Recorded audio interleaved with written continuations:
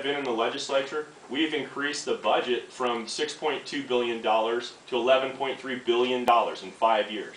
5 years. That doubles the rate of inflation and population growth. We got by 5 years ago on $6.2 billion with wasteful programs.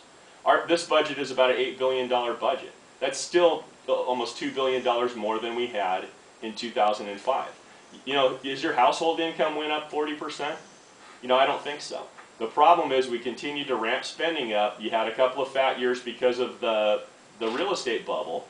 You know, we were setting a bad example for the taxpayer by spending every dime that we came in, creating programs that had ongoing spending. That spending only lasted for essentially a year. It was 06 was a fat year. Right after that it fell off. We should have never increased spending. One year we increased spending 20%.